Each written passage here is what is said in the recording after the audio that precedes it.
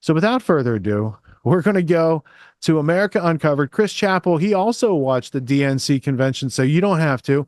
We're going to get his report, and then we do have some exclusive footage of Joe Biden's speech at the DNC so that we can watch it together. Legalities, like actually electing our elected officials. Oprah was there. Everyone loves Oprah, and the Democrats have a wonderful platform that repeatedly refers to President Biden as the candidate running for a second term, even in the very first chapter of the platform. Either the Harris campaign was such a rushed and slapdash operation that they didn't have time to cut and paste her name into the official party document, or it's a good thing Biden was pushed out because his dementia may have gone airborne. A few minor snafus aside, like mistaking who the actual candidate is, the DNC went off without a hitch. And every faction of the left was united on every issue, is what I would say if it weren't for thousands of anti-Israel protesters showing up and disrupting the delegate party the night before the convention began, and spending the entirety of the DNC calling for a ceasefire. But these were peaceful protesters with nuanced views. And surely I'm saying that because it's the truth and not another misdirection before leading into footage showing the opposite to be true, right? Roll the footage. Protesters broke through fencing erected outside the United Center where the DNC was being held and clashed with authorities who tried stopping them from getting closer to the politicians. Dozens wound up being arrested. And for anyone saying this is reminiscent of January 6th protesters that stormed the Capitol and Democrats are hypocrites for not denouncing this as harshly, don't be ridiculous. It's totally different. These protesters have different flags. Look at that LGBTQ flag. This is about love. A summer of love, you could call it. Maybe the idea of another summer of love is why several businesses in Chicago boarded up, expecting the protests to become violent. Almost as violent as it would get if someone were to wave one of those LGBTQ flags in Gaza. Because when you look at the world through a Marxist oppressed versus oppressor lens, you lose sight of the fact that the oppressed can also oppress. Here's your monthly reminder that Queers for Palestine is like overly trusting women for Ted Bundy. For a more in-depth look at these protests, here's a video from earlier this week. And what are the odds of a war-ending Israel-Hamas ceasefire happening? U.S. Secretary of State Antony Blinken says Israel has agreed to a proposal that would close gaps in ceasefire negotiations. He explains the next important statement is for Hamas to say yes, and then, in the coming days, for all the expert negotiators to get together to work on clear understandings on implementing the agreement. However, like when scuba diving, don't hold your breath. I know that wasn't my funniest analogy, but it's an important tip, so you're welcome. A day before Israel tentatively agreed to this proposal, Hamas rejected it, claiming Israeli Prime Minister Benjamin Netanyahu was moving the goalposts and the U.S. proposal was in line with his demands. But even if Hamas did agree to this ceasefire proposal, and I don't mean to seem culturally insensitive here, terrorists aren't always the most trustworthy folks, all this would do is reset the situation to what it was pre-October 7th. Israel being constantly worried about Hamas throwing any peace agreement out the window faster than they'd throw someone waving one of those LGBTQ flags out the window. A new round of ceasefire talks have kicked off in Cairo, and so we'll see if Israel agrees to new terms and if Hamas is willing to keep the peace. Though relying on Hamas to keep the peace is like relying on Edward Scissorhands to pack your parachute. And personally, I wouldn't trust Hamas with parachutes, and especially not with paragliders. And after the break, what actually happened at the Democratic National Convention? Welcome back. Fun fact, Joe Biden is still president. It's easy to forget that since he's been pushed so far to the back burner after being ousted by his own party, and is currently a lamer duck than Howard the Duck. Biden went from being the main event of the DNC to the opener, where he took an hour to give a 10-minute speech on the first night because he was constantly interrupted by thunderous applause and positive chants.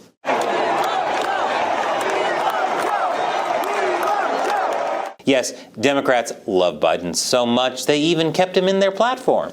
Biden gave a fiery speech saying it's up to America to defend democracy against Donald Trump, who he claims said this about the white supremacists at the 2017 Charlottesville Unite the Right rally.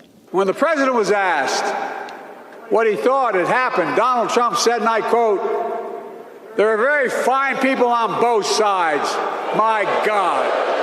That's what he said. That is what he said and what he meant. And Kamala Harris's campaign made the same claim on X. You're really gonna make me cover this again, aren't you? I literally just covered this story this week and how that just isn't true. Trump literally condemned white supremacists in the same sentence. Apparently, reading Snopes isn't part of the Democratic platform. Biden also addressed the protesters outside. Those protesters out in the street, they have a point. A lot of innocent people are being killed on both sides. On both sides, Biden is saying he loves terrorists. You see how absurd that sounds? I'm glad right-leaning media wouldn't be hypocritical and claim that's actually what Biden said. Oh wait, I'm wrong. I'm tired of this earth, these people. But Biden has a point, saying they have a point. While it's true that many of these protesters are supporting terrorists, being blatantly anti-Semitic and resorting to violence, and Biden has unequivocally denounced the rise in anti-Semitism since the October 7th Hamas attacks on Israel, many of these protesters are acting in a peaceful manner and simply want to see an end to Palestinian civilian deaths, civilians who are often just as much victims of Hamas. So I see where Biden's coming from, saying the protesters have a point while also supporting Israel. I guess what he's trying to say is there are very fine people on both sides.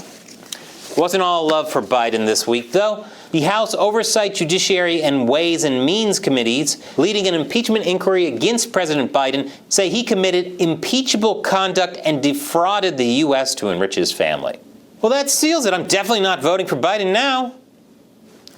Though they announce this, it's unlikely the House will actually take any action to impeach the president, even if they do have a slight majority. I mean, what kind of petty, vindictive politicians would launch a doomed-from-the-start bid to oust a president just for the optics? When has that ever happened? Oh, yeah. So Democrats impeached a Republican president, and now Republicans are looking to impeach a Democratic president. The Department of Justice under Democrats indicted a former Republican president, so are we going to see one day the Department of Justice under Republicans look into arresting their political rivals? This type of escalation is toxic. If someone is corrupt or breaking the law, absolutely hold them responsible for their actions. But it's hard to take it seriously when it reeks of politics. Can we just focus on the issues instead of trying to make yourself look better by making your opponents seem worse? Let's return to a more civilized time when political rivals settled their disputes in a more becoming way, with duels. But refreshingly, occasionally, both sides do agree on when someone actually needs to go. Like Democratic New Jersey Senator Bob Menendez, who was found guilty on all counts in his corruption trial last month. And Republican former Congressman George Santos, who pleaded guilty to federal identity theft and wire fraud charges this week. Though noted serial liar Santos would likely argue this is all the work of a racist patriarchy, and they only went after him because he's a black woman. Speaking of black women, Kamala Harris. According to a Media Research Center study on ABC, CBS, and NBC from July 21st to August 17th, coverage of Kamala Harris has been 84% positive, while coverage of Trump has been 89% negative. But I'm sure this candidate that was appointed and not voted for by citizens earned all this positive coverage. I mean, just look at all the tough questions Harris has taken during interviews and press conferences with journalists. That's surely a thing she's done by now, right? Right? This just goes to show that if you only watch right-leaning or left-leaning media, you're not getting the full story. Here's a perfect example. A woman fainted at a Trump rally, and Trump walked out from behind the bulletproof glass to check on her and give her a hug when she woke up. Mind you, this was just weeks after getting shot. Now, if you hate Trump and only watch CNN, you'd never see positive stories like this. And if you love Trump and only watch Fox News, you'd never be exposed to anything negative about him. And if you're indifferent about Trump and only watch Cartoon Network, I envy you. Meanwhile, if you only watch Fox News, you might only see Democratic vice presidential nominee Tim Walz as a valor stealer who let Minnesota burn to the ground during the 2020 George Floyd riots, and not realize he's also a loving father to a neurodivergent son who's immensely proud of his father. This is how we in the U.S. have become so divided. When you only watch from one angle, you don't get to see the whole story. You see your side as angels and the other side as demons. There are shades of gray. Nothing in politics is purely black and white. Well, except maybe Obama's parents. Great speech he gave at the DNC, by the way. And speaking of DNC speeches, in the main event, Harris had a chance to prove herself when accepting the presidential nomination at the DNC. And how'd she do? Well, she talked about her mom and dad, and highlighted the most important part of her nomination. She's not Donald Trump. To be clear, if Harris wins the election, she'll be the president not just of the people who voted for her, but of everybody. I hope her policies, whether the platform says her name or not, are a success, because her success would be America's success. And hey, if the economy continues to take a hit and businesses go under, we can always get plenty of new business ideas from those coked-out manatees in Florida. Speaking of ideas that are too good to turn down, here's another video and more importantly, YouTube's all-knowing, all-seeing, and all-smelling algorithm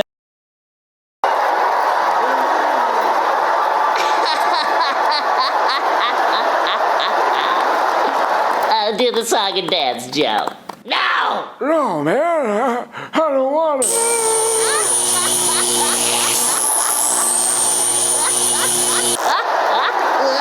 Vote for Kamala. Vote for Kamala. Yes, you should. Yes, you should. She's a better candidate.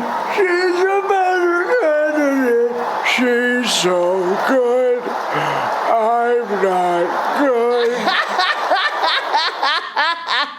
Good job, Joe. You can take it away now. No, they keep me in a box, man.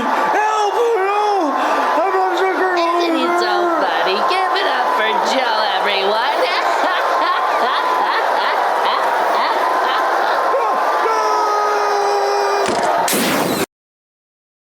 I think that closes the box on that topic. All right, so DNC aside, we have a little bit more fallout from that because there was some pronoun usage and some other things that need to be put into the time capsule. But out of that clip, Scott, what grabbed your attention there that you hadn't seen before? Well, I was really impressed with the cackling Kamala. Well, we saw the clip earlier, but whoever does the Kamala voice on the cartoon is like, that's the most accurate impression I've ever heard. I believe that's Seamus Coughlin from Freedom Tunes who does all the voices, probably. Well, I'm not even really that familiar with Freedom Tunes, but yeah. I'm definitely gonna have to look into that. Season. Yeah, man. But yeah, it's just yeah, man. So there we go. It's hilarious. Yeah, I think that as they continue to roll her out, we'll see how many tricks she can do. I mean, they held their own at the DNC. There's flubs from everybody. You could look at, as Chris was pointing out, depending on what channel you watch, gives you the impression. So if you watch across all the channels and take it all in, then you see like there are human beings who are flawed participating in a system that is purposefully flawed, and to get something that's like a perfect result out of such a flawed system with flawed inputs is not expected. Garbage in, garbage out. I expect garbage out from the garbage in and processing process. But now I'm speaking like Kamala. I must have studied her methodology too closely. Yeah, and it's just like the more we get, the more we see her in full light of day, like the way she really is, and just I don't understand how this charade can continue. Like, what is even going on here? Like, what you have to just I've said this before, but it's like the people that are still trapped in that narrative, whether it's like COVID or just and the left side, like they're having to go further and further into delusion in order to maintain their worldview. Like, it's like we're just marching ahead and just kind of looking at things kind of from a pretty, objective standpoint. But like they're having to just like really just block like information coming at them from all angles at all times in order to maintain their worldview. And it's becoming harder and harder and harder. So we're just continuing this divide. We're just getting further and further apart because they're going deeper into crazy land in order to just reinforce the Stockholm syndrome, the gaslighting, and all the things that are necessary to reinforce their worldview while we're just like going this way, towards freedom. There's freedom over here. We're marching towards freedom, and they're just going deeper into delusion because it's just, I like it. At what point is it going to break? There's the argument that, hey, another 4 years of Kamala would make it so that, we get so many more people waking up. Like, we'll get more Tulsis and we'll get more people that like defect and come over here, and to the point where like there won't be anybody like there won't be anybody left. Well, and then at that point, they're just going to have to the boot will just have to come down at that point. I think at that point, if it comes down to Kamala in November, I need to move to a red state because I don't want to be behind lines. New England is so easily cut off from the rest of the rest of the country. If they just shut off this one place in New York, all of New England can't get to the rest of the country. So anyway, I'm not that concerned yet, but here's why I'm not concerned. Because we do proactive things like this. We're not just seeing these things happening. We are assembling. We are meeting peaceably. We are discussing ideas. And this is a conference. This is the 4th iteration. This is where colleagues of mine who are producers in the world lower the barrier to entry and kind of show you how they do what they do behind the scenes. This conference is themed Say No to the NWO, the New World Order Agendas Exposed, VIP Summit 4. We know about the agendas because we watch these producers. But if you take a look at the assemblage of minds that are working on this same problem strategically from a variety of angles, all of which involve freedom and voluntary interactions without coercion. And it's really in the Murray Rothbard anatomy of the state type of definition. It is the economic means. We are making strong offers to the market. That is how we can be independent. This is how we can remain independent of oppression and tyranny. These are people who are sharing their knowledge and lowering the bar to entry to show you that you could do likewise. And if you're not doing likewise, at least participate in some of the solutions that they've created and find them useful in attaining, maintaining, and retaining your freedom, your cognitive liberty for you and your family. So it's going to go on just 12 days away. It is September 7th. That's a Saturday. It goes on from noon, and from the number of speakers, it's going to go on for a while. You can find the link for this on grandtheftworld.com. And if you go back one dot, so it's 4 dots over in the header image, you click either of these arrows and you can get to the various elements of additional learning beyond this podcast. Also, while you're here, don't be afraid to click and check out joining the community. It is risk-free, and we have twice a month a town hall, which is always a good time, and it's an easy way for those of us who are interested in ongoing conversations, not just listen to the podcast, but actually getting together and discussing solutions and doing that twice a month. That's one of the many perks of being a member at grandtheftworld.com. So if you're interested in the VIP 4 conference on Saturday, September 7th, go over to grandtheftworld.com, click the 4th iteration in that header image, and you've got it there, right there. Now, Scott, you're going to be speaking there. You're going to be presenting on this little gem over here, the clip Genie, which we always find to be so useful. What were we looking at earlier today? There was a topic that I had recommended. Well, actually, if we go back to this Fauci search,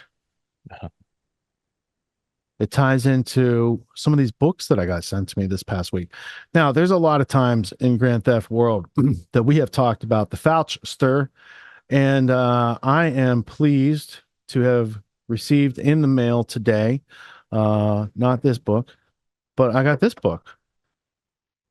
Let me fix this so we can see. JFK, Anti-Imperialist by Ken McCarthy. I also got Fauci's First Fraud by Ken McCarthy. I also got JFK and RFK's Secret Battle Against Zionist Extremism. This right here. I'm sure this is going to be a page turner. I'm very excited to read this. Thank you, Ken, for sending these books. And also What the Nurses Saw. So this little stack of books were sent to me by Ken McCarthy. These are going to go with me on vacation. I'm going to get to read through all those.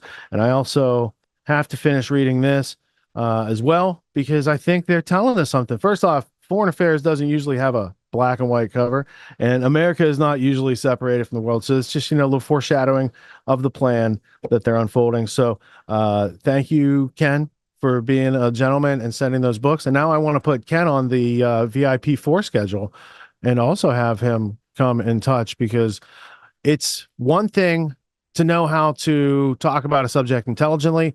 It's another thing to publish a book. It's another thing to have published 4 substantial books, and that process of creativity and taking your offer to market itself would be valuable to the VIP4 audience. So Ken, if you're seeing this clip that we use tomorrow to find it on Clip Genie, thank you, and I'll have Leah send you an invitation. All right, thank you to Ken McCarthy. There you go. Clip Shout Genie. out to Ken. That's awesome. You know, that's one of the main criticisms about RFK Jr. is about his, like, you know, without question support of Israel, you know what I mean? So it's like, that's really interesting that there's a history of a different perspective from his dad and uncle, right? And that's very interesting. Well, I mean, he could be practicing mystical Kabbalah with Rabbi Shmuley on the regular basis and just have a very not open for discussion view, or because those guys that, you know, they want him to have an allegiance to that agenda might have played a role in how his dad and uncle perished from this earth. So yeah, there's a lot to be learned from that angle, and I'm excited to go through all those books, actually, because Fauci 1, like, that's the AIDS. What the nurses saw, that's the COVID. JFK and RFK against Zionism, that's pertinent knowledge right now. And JFK, anti-imperialist, his character and intentions revealed in 5 speeches and 1 telegram. That's going to be great reading as well.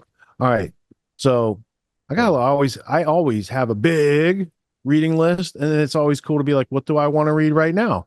I never have to go looking too far to see next thing that I need to read that's constructive and meaningful and substantial to my learning curve. So thank you, Ken, for adding to it. And thank you, Clip Genie, for allowing us to easily find this clip tomorrow so I can send it to Ken and not have to sit and type an email. Exactly. There you go. And I was just going to say too, like, you know, I've been a member of the Grand Theft Auto community for, like, probably since you guys, like, started it. And, like, there's so many other perks in there too. Like, it's not what just, else is in there? like, well, I'm making sure I haven't logged in a while, but like, I shouldn't say that, but that's real though. It's real though. It's real. But people get busy. What I've done is I've utilized all the stuff that's in there, like the logic course. Is that still in there? Yeah. Okay. History blueprint. Yes. You guys, that right there is such a huge value. That was a game changer for me. Like, I took that the logic course that was offered by Tony Myers, you know, former co-host here. You know, there's so much value in it for like the $10 a month. Like, it's just insane. Like, I just want to give a shout that's definitely something that's worth $10, like, easily. And I continue to support. I haven't utilized it very much, but it's like the work that goes on here is so important that I hope that others also recognize the work that goes on here in addition to the value that's in it. And just, yeah, please support for sure. Everyone's doing some kind of self-help these days, and you can find a million self-help courses out there. Most other courses out there are hosting lectures, they're hosting videos, they're maybe even doing Q&As, and these are great starting points to encourage learning. But at Autonomy, we believe that hands-on practice is the best way to really lock in what we're learning. There's no better way to gain confidence and mastery than through action. After each lecture, we practice the concepts we've learned with other students, giving and receiving feedback in a non-judgmental environment. The result is mastery of concepts like entrepreneurship, ethical sales, and self-reliance in an environment that directly translates to the real world. Plus, you make connections with other like-minded individuals who are learning right alongside you, and you have a lifetime membership in the community. The Autonomy course with Richard Grove equips you with confidence, competence, and courage in a world filled with confusion and noise. You can learn more at getautonomy.info. We'll see you there.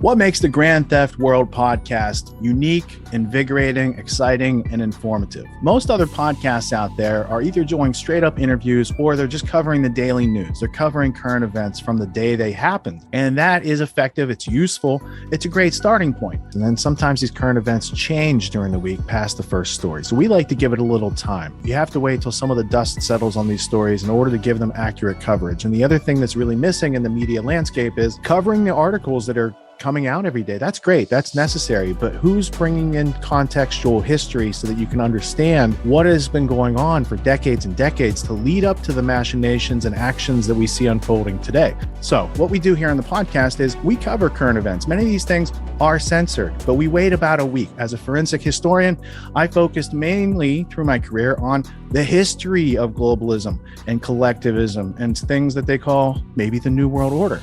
There's a lot of facts to these sort of circumstances, groups, events, activities, working groups that they've had over time. So for Grand Theft World listeners, we not only break down the current events, most of which that are censored during the week, we provide you with contextual history, we give you the source notes, the references, we do deep dives, and this really empowers you with an understanding of context and history so that you can make more informed decisions in your life. There's also a community, a membership where you guys can actually ask questions and we can get into the show and we can share evidence. And there's a town hall weekly for Grand Theft World for those who listen to it and are interested in covering the stories that we don't get to during a 6-hour show. Listening to it an hour a day, you could easily consume the week's news, but you're going to have substance and meaning and context and understanding. And with that, you can make higher quality decisions in your life. So if you're interested in more quality in your life, go to grandtheftworld.com, click podcast at the top, and we'll see you there. Thank you. These allegations are false. This isn't Grand Theft Auto, folks. This isn't a video game. What are the most surprising things that you discovered once you started pulling on that thread? Who he was connected to, what institutions he was influential over, what events he participated in? Come on, man. What are we talking about? Come on, man. No. You don't have to think about it, dude. I got this quote because you said you didn't know much about Klaus Schwab. I made it my job to, as soon as this happened, I'm like, okay, this guy's their front man. Let me learn about the official history of the World Economic Forum. I got their 40-year history. I got every book that Klaus Schwab has written or ghostwritten. I went through those books. This is one of the most interesting passages. Come on, man.